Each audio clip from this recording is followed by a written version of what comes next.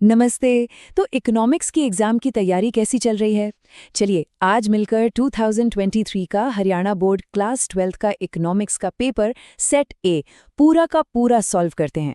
और हाँ, यहाँ बात सिर्फ सही जवाब जानने की नहीं है, हम ये भी समझेंगे कि सवाल पूछे कैसे जाते हैं, उनके पीछे का लॉजिक क्या है। तो फिर देर किस बात की, शुरू किया जाए। तो ये है हमारा आज का रोड मैप। हम पेपर के हर सेक्शन से गुजरेंगे, मल्टीपल चॉइस क्वेश्चन से शुरू करके वेरी शॉर्ट, शॉर्ट और फिर लॉन्ग आंसर क्वेश्चंस तक जाएंगे।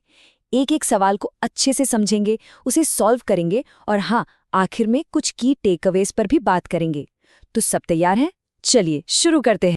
ठीक है, तो सबसे पहले आता है खंड अ। ये है एक एक नंबर वाले मल्टीपल चॉइस क्वेश्चंस। यहाँ आपके बेसिक कॉन्सेप्ट्स की समझ परखी जाएगी। तो देखते हैं तैयारी कैसी है। चलिए सवाल नंबर 1 देखते हैं।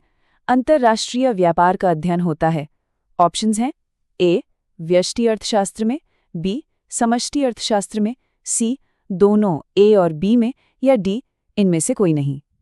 जरा सोचिए, इंटरनेशनल ट्रेड मतलब देशों के बीच का व्यापार, है ना? ये तो एक बड़ा कॉन्सेप्ट है। तो सही जवाब है बी समष्टि अर्थशास्त्र में। सीधी सी बात है, समष्टि अर्थशास्त्र यानी मैक्रो इकोनॉमिक्स पूरी इकोनॉमी को एक साथ देखती है और इंटरनेशनल ट्रेड उसका एक अहम हिस्सा है। अब आते हैं प्रश्न 2 पर। एक सीधी रेखा मांग वक्र पर मांग की इकाई लोच ED = 1 कहाँ होगी? ऑप्शंस हैं ए मध्य बिंदु पर, बी एक्स अक्ष पर, सी वाई अक्ष पर, या डी कहीं नहीं। इसका सही जवाब है ए मध्य बिंदु पर। याद रखिए, ज्योमेट्रिक मेथड के हिसाब से डिमांड कर्व के ठीक बीच वाले पॉइंट पर इलास्टिसिटी हमेशा 1 होती है। अगला सवाल प्रश्न 3। विश्व महामंदी का वर्ष है ए 1928, बी 1929, सी 1930, या डी 1934। इसका सही जवाब है सी 1930। हाँ, वैसे शुरुआत तो 1929 में ही हो गई थी, लेकिन इसका जो सबसे गहरा असर दुनिया पर पड़ा वो 1930 के दशक में ही दिखा। और अब प्रश्न 4। औसत उपभोग प्रवृत्ति APC का सूत्र क्या है? विकल्प है ए C/Y, बी C/Δy, सी डेल्टा C/Y, या डी डेल्टा C/Δy। सही जवाब है ए C/Y। ये फॉर्मूला बस ये बताता है कि हम अपनी टोटल इनकम Y का कितना हिस्सा कंजम्पशन C पर खर्च कर रहे हैं। सिंपल। चलिए आगे बढ़ते हैं। प्रश्न 5। इनमें से कौन सी पूंजीगत प्राप्ति है? ए आयकर, बी फीस, सी जुर्माना, डी उधार। जरा सोचिए, सरकार को ऐसा पैसा कहाँ से मिलता है जिससे उसकी कोई लाइबिलिटी बनती हो या एसेट कम होता हो? देखिए, इनकम टैक्स, फीस, ये सब तो सरकार की रेगुलर इनकम है, लेकिन उधार लेना, इससे तो सरकार पर देनदारी बनती है। तो सही उत्तर है डी उधार। ये एक बहुत जरूरी कॉन्सेप्ट है। अब प्रश्न 6। प्राथमिक घाटा किसके बराबर होता है? ऑप्शंस हैं ए राजकोषीय घाटा माइनस ब्याज का भुगतान, बी राजकोषीय घाटा प्लस ब्याज का भुगतान, सी कुल व्यय माइनस कुल प्राप्तियां, डी राजस्व घाटा प्लस पूंजीगत घाटा। इसका सही जवाब है ए राजकोषीय घाटा माइनस ब्याज का भुगतान। यह हमें बताता है कि पुराने कर्जों पर इंटरेस्ट चुकाने के अलावा सरकार को असल में और कितना उधार चाहिए। अब कुछ ट्रू फॉल्स देखते हैं। प्रश्न 7। सीमित साधनों को धन कहा जाता है। ये स्टेटमेंट गलत है, यानी असत्य, फॉल्स। इकोनॉमिक्स में लिमिटेड रिसोर्सेज को दुर्लभ साधन या स्कैर्स रिसोर्सेज कहते हैं, धन नहीं। और प्रश्न 8। सीमांत आगम MR = delta TR upon delta Q। ये बिल्कुल सही है, यानी सत्य, ट्रू। इसका सीधा सा मतलब है कि एक एक्स्ट्रा यूनिट बेचने से आपकी टोटल रेवेन्यू में कितना चेंज आता है। चलिए अब कुछ और ट्रू और फॉल्स और फिल इन द ब्लैंक्स करते हैं। प्रश्न 9। सम विच्छेद बिंदु पर लाभ व हानि शून्य होते हैं। क्या लगता है? सोचिए। अरे ब्रेक इवन पॉइंट का तो मतलब ही यही होता है ना? तो हाँ, ये बिल्कुल सत्य, ट्रू है। ये वो पॉइंट है जहां टोटल कॉस्ट और टोटल रेवेन्यू बराबर हो जाते हैं। अगला प्रश्न 10। कुल लाभ = कुल आय माइनस कुल लागत। ये भी एकदम सच है, सत्य, ट्रू। प्रॉफिट निकालने का ये सबसे बेसिक फॉर्मूला है। अब प्रश्न 11। भारत में नोट जारी करने के लिए आनुपातिक कोष प्रणाली अपनाई जाती है। ये स्टेटमेंट गलत है, असत्य, फॉल्स। इंडिया में न्यूनतम आरक्षित प्रणाली यानी मिनिमम रिजर्व सिस्टम यूज होता है। अब एक फिल इन द ब्लैंक। प्रश्न 12। वेतन एक डैश चर है। सैलरी को हम एक टाइम पीरियड में मापते हैं ना, जैसे हर महीने, तो ये एक प्रवाह चर है। और ये रहे खंड अ के आखिरी कुछ सवाल। प्रश्न 13, मांग की कीमत लोच का सूत्र डैश है। ये थोड़ा कॉम्प्लिकेटेड लग सकता है, पर ये बस ये बताता है कि प्राइस बदलने पर डिमांड कितना रिएक्ट करती है। तो इसका फॉर्मूला है -P/Q into delta Q divided by delta P। इसे अच्छे से याद कर लीजिए, ये बहुत इंपॉर्टेंट है। प्रश्न 14, मुद्रा is equal to currency plus dash जमा। यहाँ खाली जगह में आएगा मांग जमा। ये M1 की परिभाषा है, यानी मनी की सबसे बेसिक डेफिनेशन। प्रश्न 15, कुल लागत इज इक्वल टू कुल बंधी लागत प्लस डैश। देखिए, कॉस्ट दो तरह की होती हैं, फिक्स्ड और वेरिएबल। तो यहाँ आएगा कुल परिवर्तनशील लागत, टोटल वेरिएबल कॉस्ट। और आखिरी सवाल प्रश्न 16, विनिमय दर की समंजनीय सीमा प्रणाली को डैश प्रणाली के नाम से भी जाना जाता है। इसे ब्रेटन वुड्स प्रणाली भी कहते हैं। ये सिस्टम वर्ल्ड वॉर II के बाद बनाया गया था। तो खंड अ तो हो गया, अब चलते हैं खंड ब की तरफ। यहाँ हमें थोड़ा और डिटेल में जाना होगा। ये 2-2 नंबर वाले सवाल हैं, तो जवाब भी थोड़े विस्तार से देने होंगे। तो सवाल नंबर 2 है, उत्पादन संभावना वक्र PPC क्या है? इसका जवाब है, ये वो कर्व है जो दो गुड्स के उन सभी कॉम्बिनेशंस को दिखाता है जो दिए हुए रिसोर्सेज और टेक्नोलॉजी से बनाए जा सकते हैं। और अगर इस ग्राफ को देखें तो ये कर्व बाहर की तरफ झुका हुआ है, या इकोनॉमिक्स की भाषा में कहें तो कॉनकेव टू दी ओरिजिन। ये बढ़ती हुई अपॉर्चुनिटी कॉस्ट को दिखाता है। अगला सवाल प्रश्न 3, स्थानापन्न वस्तुएं क्या होती हैं? बहुत सिंपल है, ये वो चीजें हैं जिन्हें हम एक दूसरे की जगह इस्तेमाल कर सकते हैं, जैसे चाय और कॉफी। अगर चाय का दाम बढ़ गया तो लोग कॉफी ज्यादा पीने लगेंगे। और प्रश्न 4, फर्म के संतुलन की 2 शर्तें बताएं। किसी भी फर्म के इक्विलिब्रियम के लिए 2 कंडीशन जरूरी हैं। पहली, marginal revenue MR marginal cost MC के बराबर हो, और दूसरी, MC कर्व MR कर्व को नीचे से काटे। जब ये दोनों शर्तें पूरी होती हैं तभी फर्म को मैक्सिमम प्रॉफिट मिलता है। अगला सवाल है प्रश्न 5, मूल्यह्रास डेप्रिसिएशन क्या है? इसे एक आसान से उदाहरण से समझते हैं। मान लीजिए एक नया फोन खरीदा। 1 साल बाद क्या उसकी कीमत उतनी ही रहेगी? नहीं ना, नॉर्मल वियर एंड टियर और टेक्नोलॉजी पुरानी होने की वजह से उसकी वैल्यू कम हो जाती है। बस इसी को मूल्यह्रास कहते हैं। अब प्रश्न 6, व्यापारिक बैंकों के 2 मुख्य कार्य लिखें। कमर्शियल बैंक्स का सबसे जरूरी काम क्या है? पहला, लोगों से डिपॉजिट लेना, और दूसरा, उसी पैसे को जिन्हें जरूरत है उन्हें लोन के तौर पर देना। फिर है प्रश्न 7, बंद अर्थव्यवस्था से आपका क्या अभिप्राय है? ये एक ऐसी इकोनॉमी होती है जिसका बाकी दुनिया से कोई इकोनॉमिक रिश्ता नहीं होता, मतलब नो इंपोर्ट नो एक्सपोर्ट। और आखिर में प्रश्न 8, अल्परोजगार संतुलन क्या है? ये एक ऐसी सिचुएशन है जहां इकोनॉमी में एग्रीगेट डिमांड और एग्रीगेट सप्लाई तो बराबर हैं, लेकिन फिर भी सबको काम नहीं मिला है, मतलब अनएम्प्लॉयमेंट मौजूद है। तो हमने शॉर्ट डेफिनेशंस देख ली हैं। अब खंड स के लिए तैयार हो जाइए, जहां जवाब थोड़े और डिटेल में देने होंगे। यहाँ हर सवाल 4 नंबर का है, तो गहराई में जाना जरूरी है।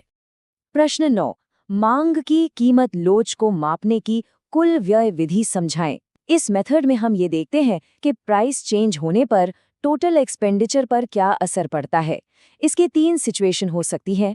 पहली, इलास्टिसिटी 1 से ज्यादा, जब कीमत घटने पर खर्चा बढ़ जाता है। दूसरी, इलास्टिसिटी 1 के बराबर, जब कीमत बदलने पर भी खर्चा सेम रहता है।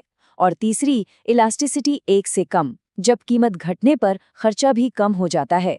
अब है प्रश्न 10, पैमाने के बढ़ते प्रतिफल लागू होने के क्या क्या कारण हैं?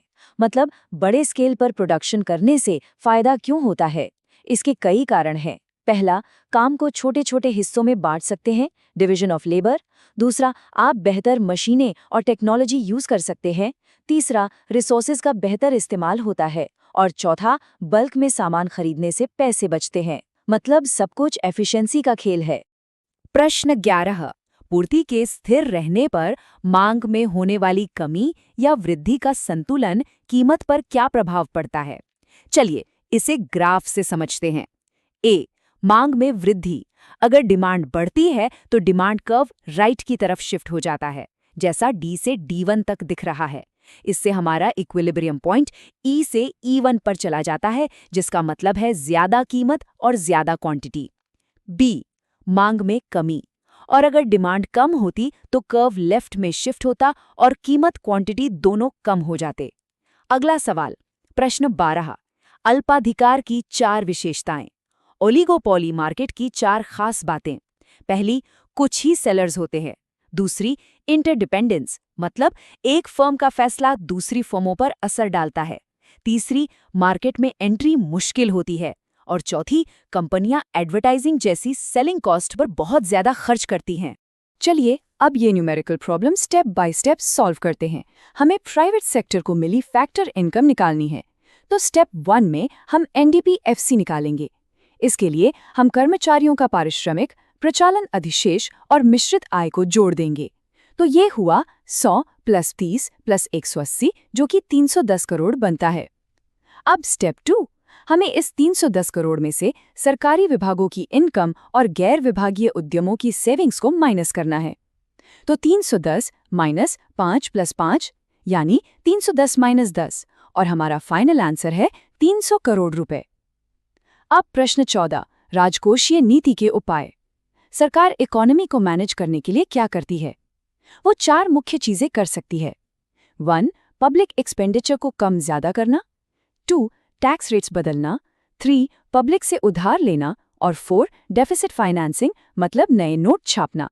प्रश्न 15, भुगतान शेष के असंतुलित होने के कारण बताएं। बैलेंस ऑफ पेमेंट्स में डिसइक्विलिब्रियम क्यों होता है? इसके कई कारण हो सकते हैं, जैसे 1, देश के डेवलपमेंट के लिए बहुत ज्यादा खर्च करना। 2, देश में महंगाई बढ़ जाना। 3, बिजनेस साइकिल्स में उतार चढ़ाव। और 4, पॉलिटिकल इंस्टेबिलिटी।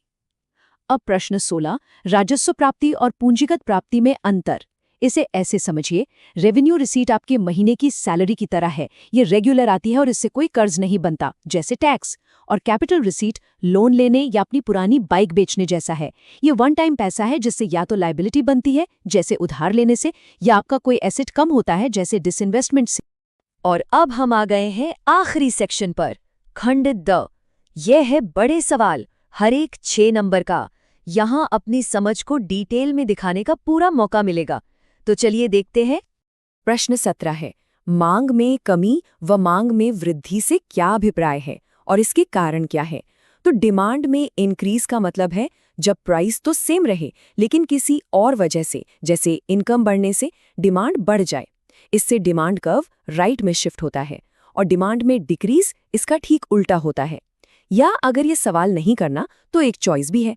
दूसरा सवाल है, केंद्रीय बैंक क्या है और इसके क्या कार्य हैं? तो या तो डिमांड के बारे में लिखिए या फिर देश के सेंट्रल बैंक आरबीआई के बारे में। इसके मेन फंक्शंस हैं, 1, करेंसी नोट जारी करना। 2, सरकार का बैंकर होना। 3, बाकी सभी बैंकों का बैंक होना। और 4, इकोनॉमी में क्रेडिट को कंट्रोल करना। अगला सवाल नंबर 18, एकाधिकार और एकाधिकारी प्रतियोगिता में अंतर। चलिए इन दोनों मार्केट स्ट्रक्चर्स को कंपेयर करते हैं। सेलर्स की बात करें तो मोनोपोली में सिर्फ एक ही होता है, लेकिन मोनोपोलिस्टिक कंपटीशन में कई होते हैं। प्रोडक्ट कैसा होता है? मोनोपोली में प्रोडक्ट एकदम यूनिक होता है, उसका कोई क्लोज सब्स्टिट्यूट नहीं होता। जबकि मोनोपोलिस्टिक कंपटीशन में प्रोडक्ट में थोड़ा बहुत फर्क होता है, जिसे हम ब्रांडिंग से पहचानते हैं, जैसे अलग अलग ब्रांड की टूथपेस्ट। एंट्री की बात करें तो मोनोपोली में घुसना नामुमकिन है, जबकि मोनोपोलिस्टिक कंपटीशन में कोई भी आ जा सकता है। और कीमत पर मोनोपोली का पूरा कंट्रोल होता है, पर मोनोपोलिस्टिक का सिर्फ थोड़ा बहुत।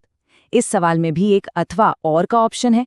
एकाधिकारी प्रतियोगिता बाजार की विशेषताएं जो हैं, 1, बहुत सारे बायर्स और सेलर्स। 2, product differentiation. 3, फर्मों की फ्री एंट्री और एग्जिट। और 4, सेलिंग कॉस्ट्स। प्रश्न 19, राष्ट्रीय आय मापने की उत्पाद विधि का वर्णन। नेशनल इनकम को कैलकुलेट करना एक बड़ी पजल सॉल्व करने जैसा है। प्रोडक्ट मेथड में हम इसे 4 स्टेप्स में करते हैं। पहला, हम इकोनॉमी के 3 मेन सेक्टर्स को पहचानते हैं। दूसरा, हम ये कैलकुलेट करते हैं कि हर सेक्टर ने कितनी वैल्यू ऐड की है। तीसरा, हम उन सबको जोड़कर जीडीपी एमपी निकाल लेते हैं। और आखिर में हम कुछ एडजस्टमेंट्स करके नेशनल इनकम एनएनपी-एफसी तक पहुंचते हैं। इसका जो अथवा और वाला सवाल है वो है, राष्ट्रीय आय में शामिल न होने वाली मदें कौन सी हैं? तो ये हैं 1, ट्रांसफर पेमेंट्स जैसे स्कॉलरशिप या पेंशन। 2, सेकेंड हैंड गुड्स की बिक्री। 3, इलीगल एक्टिविटीज से हुई इनकम। 4, शेयर्स और बॉन्ड्स की बिक्री। और 5, हाउसवाइफ्स की सर्विसेज। ये सब नेशनल इनकम में काउंट नहीं होते। वाह, तो इसी के साथ हमने पूरा पेपर सॉल्व कर लिया है। इससे पहले कि हम खत्म करें, चलिए फटाफट कुछ मेन पॉइंट्स को रिवाइज कर लेते हैं, ताकि ये पक्का हो जाए कि सबसे जरूरी कॉन्सेप्ट्स एकदम क्लियर हैं। तो हमने सिर्फ जवाब ही नहीं देखे, बल्कि ये भी समझा है कि एग्जामिनर असल में क्या जानना चाहता है। देखिए, पेपर के पैटर्न को समझना ही आधी लड़ाई जीत लेने जैसा है। बाकी का आधा काम वो है प्रैक्टिस, प्रैक्टिस और बस प्रैक्टिस। जितना ज्यादा अभ्यास करेंगे, उतना ही कॉन्फिडेंस बढ़ेगा। और जाने से पहले एक सवाल सबके लिए। इस पूरे पेपर को सॉल्व करने के बाद अर्थशास्त्र का कौन सा सिद्धांत या कॉन्सेप्ट है जो सबसे ज्यादा जरूरी लगता है, और क्यों? इस पर जरूर सोचिएगा। हमारे साथ जुड़ने के लिए धन्यवाद।